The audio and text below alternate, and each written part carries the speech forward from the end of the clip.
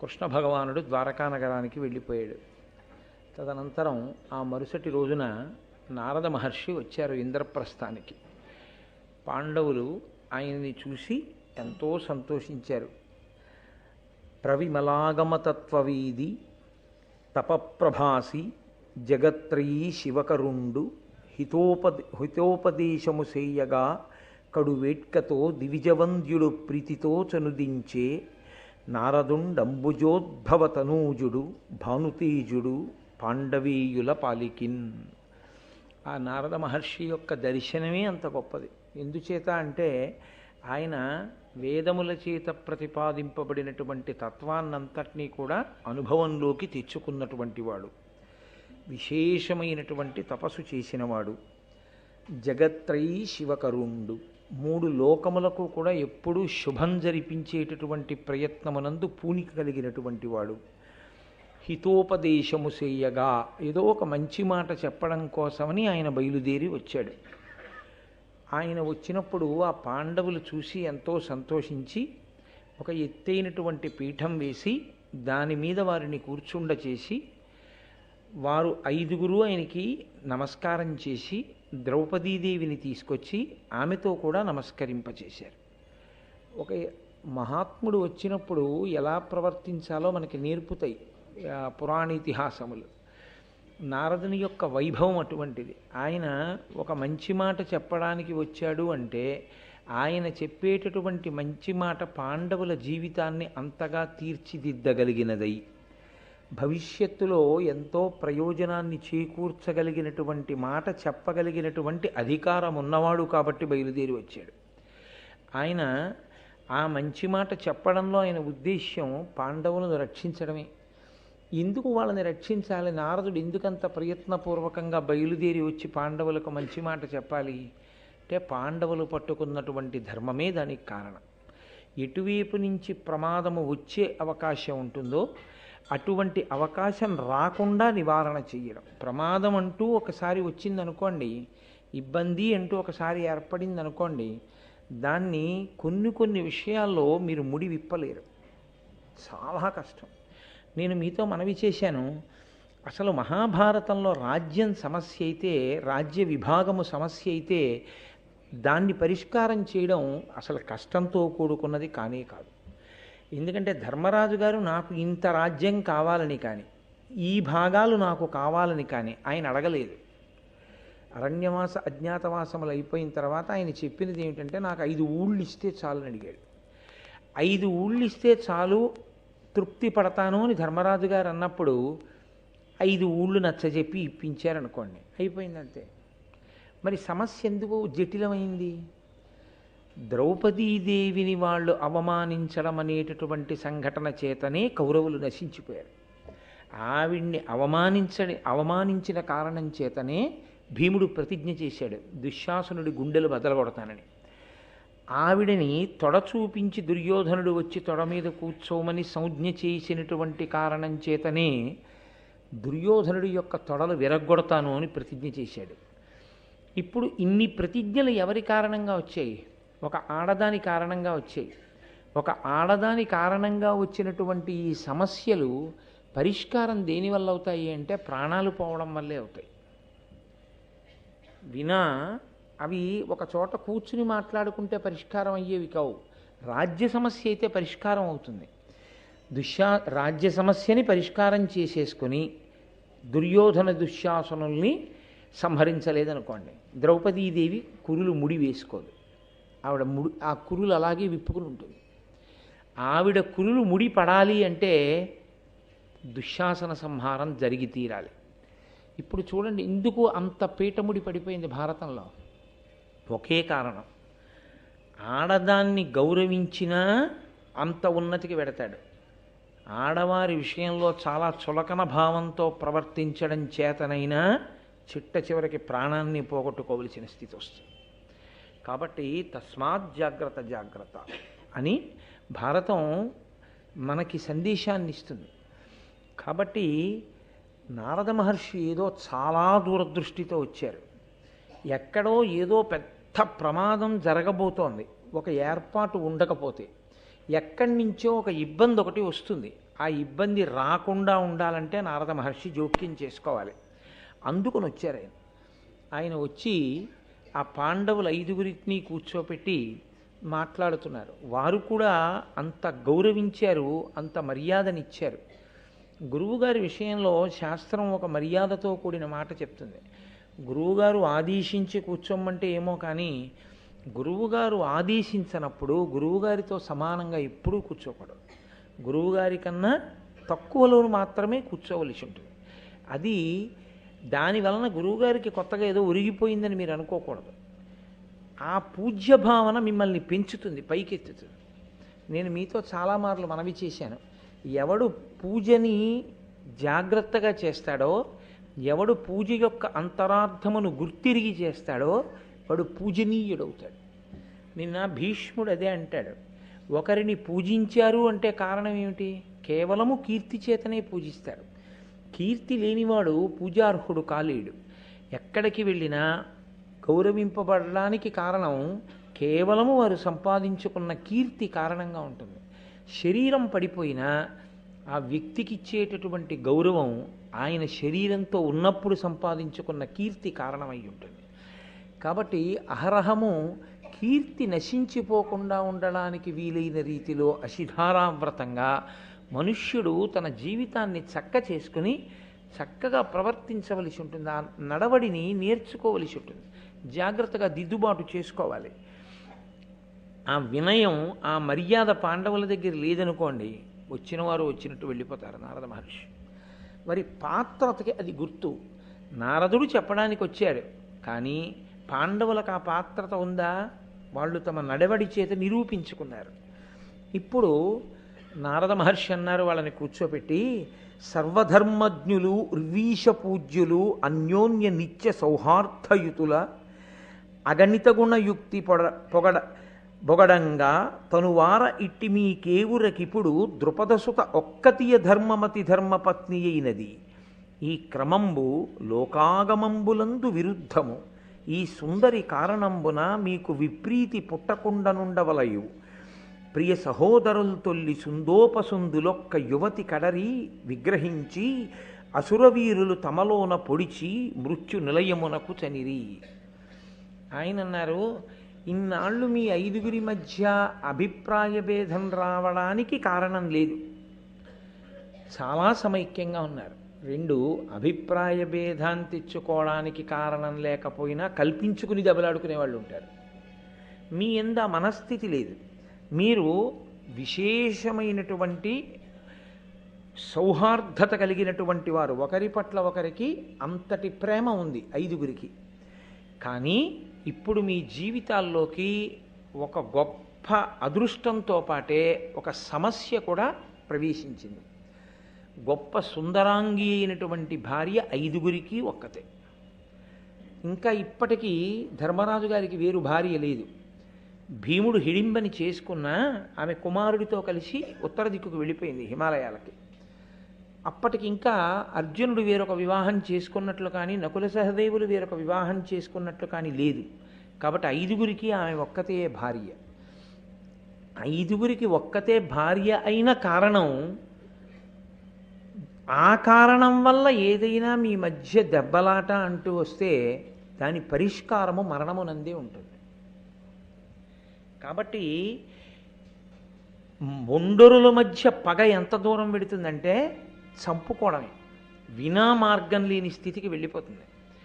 మేము అన్నదమ్ములం కదా, అలా ఎందుకు అవుతాం అంటారేమో. పూర్వం ఆడదాని కారణం చేతే సుందోపసుందులనబడేటటువంటి అన్నదమ్ములిద్దరూ ఒకరితో ఒకరు యుద్ధం చేసుకుని పొడుచుకుని చనిపోయారు.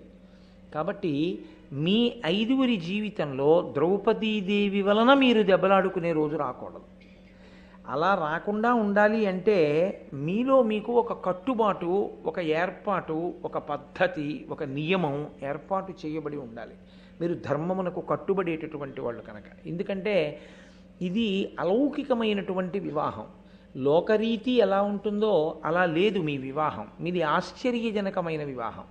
కాబట్టి ఇది ఇతరత్ర ఇబ్బందుల్ని ఏ కారణం చేత తేకూడదు. ఇప్పుడు పాండవుల యొక్క మనస్తత్వంలో దోషం ఉందని కాదు, ద్రౌపదీదేవి యొక్క మంచితనంలో దోషం ఉందని కాదు. వారి మధ్య అభిప్రాయ భేదాలు కల్పించడానికి ప్రయత్నం చేసేటటువంటి వ్యక్తులున్నారని నారదుడు గ్రహించారు.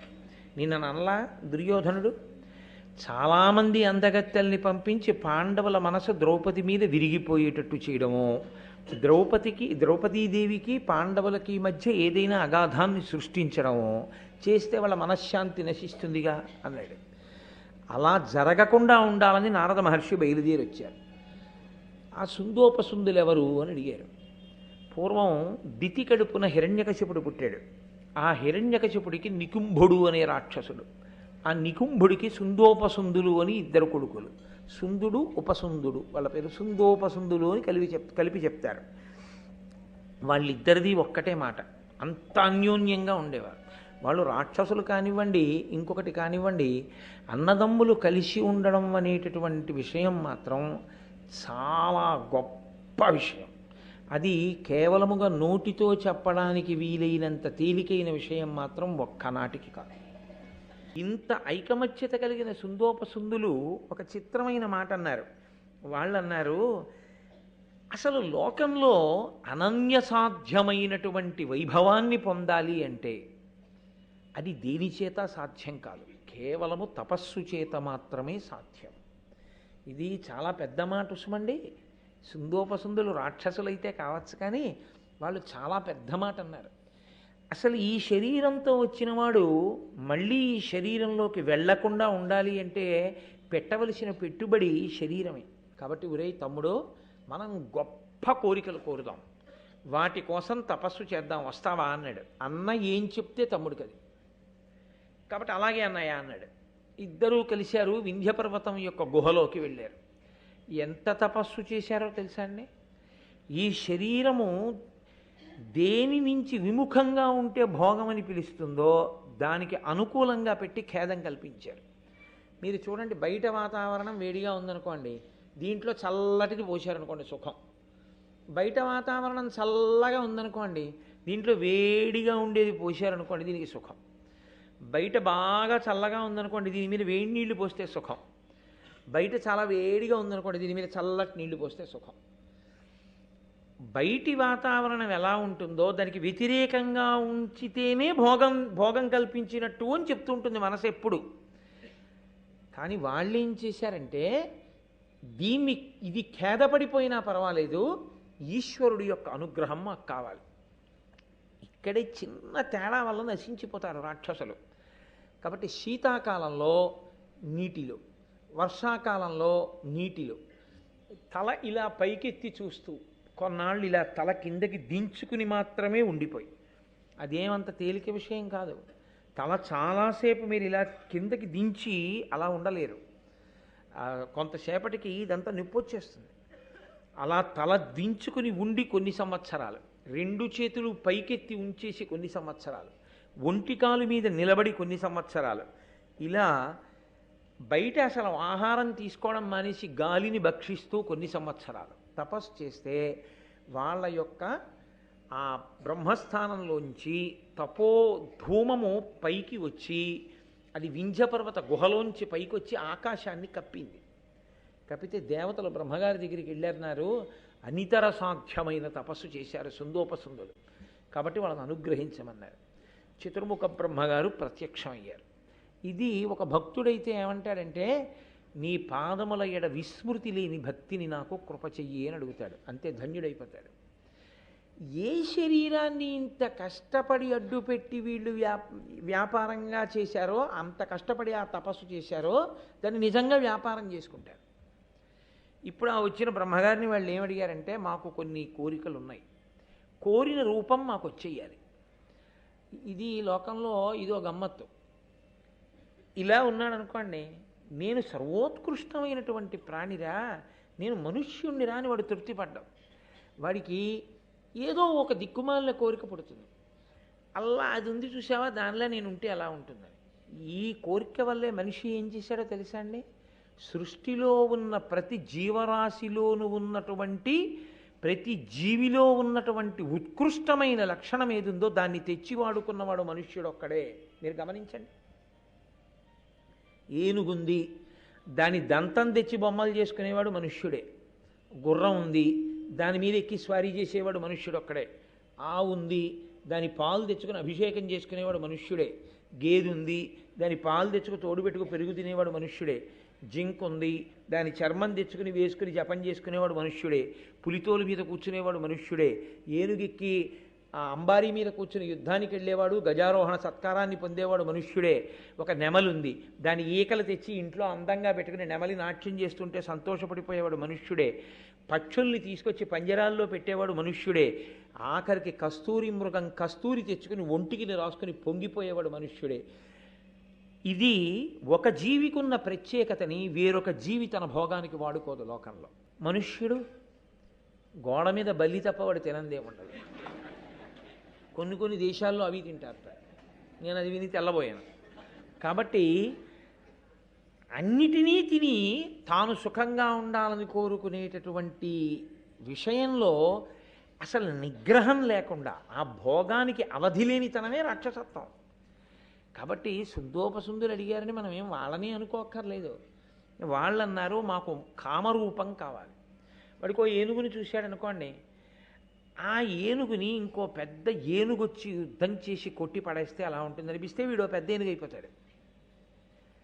లేకపోతే అక్కడ ఒక ఆడ ఏనుగు కనిపిస్తే వాడికి ఆ ఆడ ఏనుగు అందంగా అనిపిస్తే వీడు మగ ఏనుగు దాంతో క్రీడిస్తాడు. అది దానికి అర్థమేమి ఉండదు. ఆ భోగానుభవానికి ఈ ఒక్క శరీరం చాలదు మాకు, అందుకుని మాకు వేరు శరీరాలు కావాలి. ఇన్నాళ్ళు ఏం చేశాడు? ఆ శరీరాన్ని ఖేద పెట్టి తపస్సు చేశాడు. అది వ్యాపారం కాదండి. అది ఇంకా ఈ శరీరం రాకుండా చేసుకోవడం కాదు, మళ్ళీ ఇన్ని రకాల శరీరాలతో భోగం అనుభవిస్తాట. అదే రాక్షసత్వం అంటే. ఎందుకు చేసినట్లు ఆ తపస్సు? అన్నీ విన్నా, అన్నీ చదువుకున్నా, ఇంట్లో భారతం వ్యాఖ్యానాలన్నీ ఉన్నా, తన భోగకాంక్ష ఎందు కించిత్ కూడా తరుగన్నది లేకుండా మనసు మాత్రం వెంపర్లాటతో తిరిగేవాడెవరో వాడే సుందోపసుందుల్లో కొంత అంశం ఉన్నవాడితో లెక్క. తృప్తి నీకు ఏర్పడితే నువ్వు నారదుడి, తృప్తి ఏర్పడకపోతే నువ్వు సుందోపసుందుల్లో ఓ అంశం ఉన్నవాడివి. కాబట్టి కోరిన రూపం కావాలి.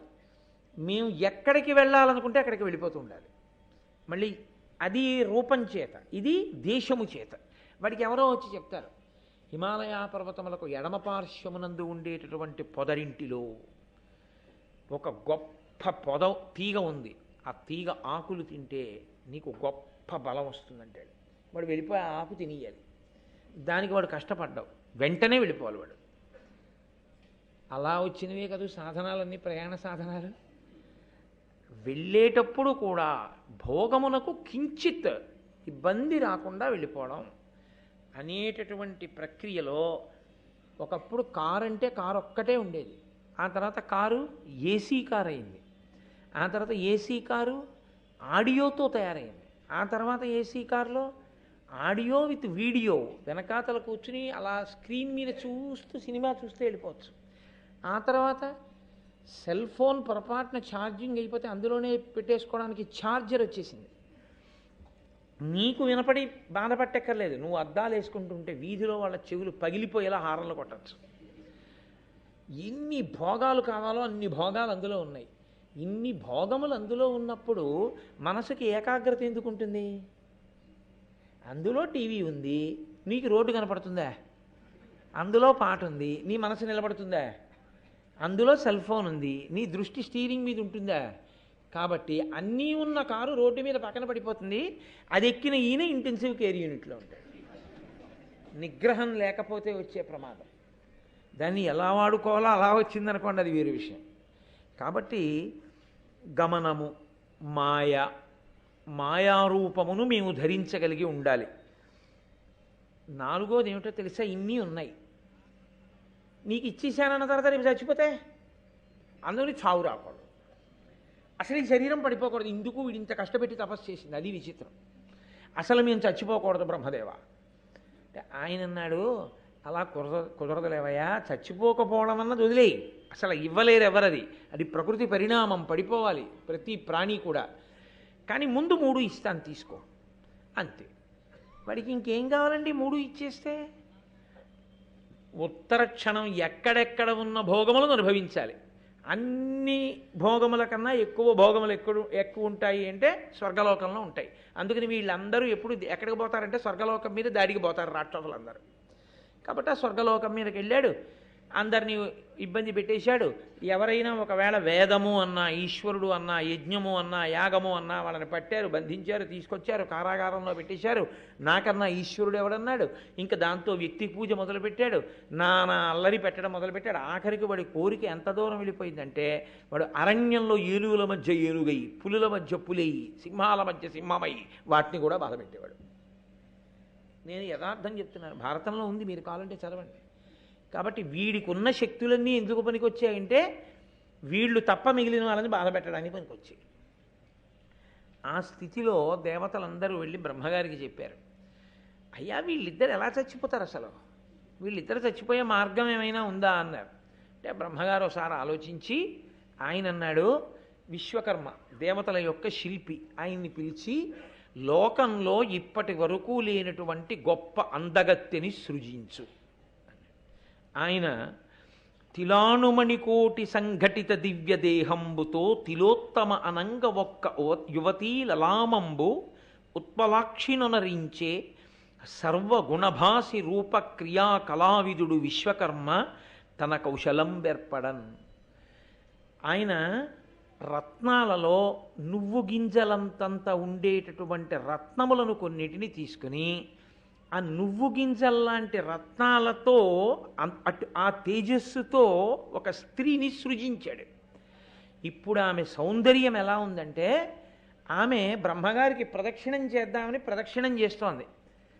బ్రహ్మగారికి ముందు తలకాయ ఒకటి ఉంది. అప్పుడు ఆయన ఇలా చూశాడు, చూసి అయ్య బాబోయ్, ఏదో అందగత్తిని సృజించమంటే ఇంత అందగత్తిని సృజించాడేమిటని, బ్రహ్మగారంతటి వాడు నేనెప్పుడూ చేయలేదు ఇలాంటి సృష్టి, ఇంత గొప్ప సృష్టి అని ఆవిడ ప్రదక్షిణం చేస్తుంటే సృష్టికర్త తెల్లబోయాడు, ఇలాంటి స్త్రీని ఎలా సృష్టించాడని.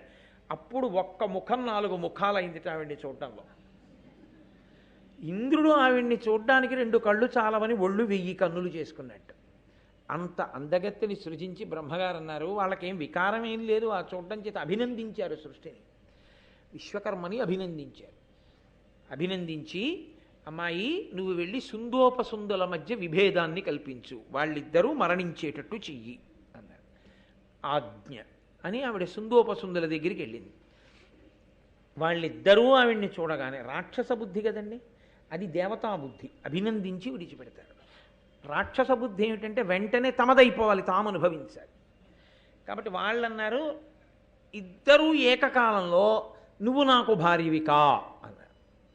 వెంటనే ఆవిడంది, సుందరి మా ఇద్దరిలో ఇందెవ్వరి వలతు చెప్పు మీ అనప్పుడు పూర్ణేందుముఖి వారి కను మీ అందెవ్వడు ఒడిచి ఎడుచు అతనిని వలతున్. నాకు భార్య అంటే నాకు భార్యవని ఇద్దరు అంటుంటే ఆవిడంది, ఇద్దరికి భార్యని ఎలా అవుతానయ్యా, మీ ఇద్దరూ పరాక్రమం చూపించండి, ఇద్దరిలో ఎవరు పరాక్రమవంతులై మిగిలిపోతారో వాళ్ళని నేను వివాహం చేసుకుంటాను అంతే. ఇన్నాళ్ళు వాళ్ళిద్దరూ ప్రతీదీ కలిసే అనుభవించారు, కలిసే ఉన్నారు సంతోషంగా తపస్సు దగ్గర నుంచి. ఇప్పుడు ఆ వచ్చిన తిలోత్తమ కోసం వీళ్ళిద్దరూ యుద్ధం మొదలుపెట్టి ఒకళ్ళనొకళ్ళు దారుణంగా కొట్టుకుని పొడుచుకుని ఇద్దరూ కలిసి ఒకేసారి చచ్చిపోయారు. ఆ తిలోత్తమ బ్రహ్మలోకానికి వెళ్ళిపోయింది. ఎవరు చెప్తున్నారు ఈ కథ? నారద మహర్షి చెప్తున్నారు. ఎవరితో చెప్తున్నారు? పాండవులతో చెప్తున్నారు. ఎందుకు చెప్తున్నారు? ఎంతటి తపోనిష్టాగరిష్ఠులైనా, ఎంత ధర్మం తెలిసిన వాళ్ళైనా, ఎంత ఐకమత్యం ఉన్న వాళ్ళైనా స్త్రీ కారణంగా ఇబ్బందులను కొని తెచ్చుకుంటూ ఉంటారు. మీకు 5గురి మధ్య సమైక్యత ఉంది, కానీ ఒక్కతే భార్య. దీని వలన రాబోయే కాలంలో ప్రమాదం ఏర్పడే అవకాశం ఉంటుంది, ఎప్పుడైనా ఇబ్బంది రావచ్చు. కాబట్టి మీరు ఒక నియమం చేసుకోండి అనిన నారద మహాముని పల్కు చేకొని తమలో ఒడంబడి విమల బుద్ధి ఏవురయందును ద్రోవది ప్రీతితో ఒక్కొక్క ఇంట తానొక్క 7 క్రమముననుండను కమలాక్షి ఎవ్వరి ఇంట తానుండే ఇంటి వలన పెరవారు చనకుండా ఎరుగక చనిరేని వెలయక 12 నెలలు తీర్థసేవ సేయుచును విశేష వ్రతంబులు ధీరవృత్తి చలుపువారుగాను సన్మునీంద్రునొద్ద సమయంబు చేసిరి రాజనుతులు పాండు రాజసుతులు. వాళ్ళు బుద్ధి కలిగిన వాళ్ళు, ధర్మాత్ములు కాబట్టి పెద్దలు చెప్పిన మాట వాళ్ళు వింటారు. కాబట్టి వాళ్ళు 5గురు కూర్చుని ఎందుకు చెప్పాడో నారదుడు మహాత్ముడు, ఏ దెబ్బలాటాలు అయిన దానికి మధ్యలో ఈయన పెద్దరికం ఏమిటి అనలేదు వాళ్ళు. పెద్ద ఆయన వచ్చి చెప్పారు గురువుగారు. కాబట్టి మనం ఒక ఒడంబడిక చేసుకుందాం. ఇక నుంచి మన 5గురికి పత్ని అయినటువంటి ద్రౌపదీదేవి ఒక్కొక్క సంవత్సరం ఒక్కొక్కరి ఇంట్లో ఉంటుంది.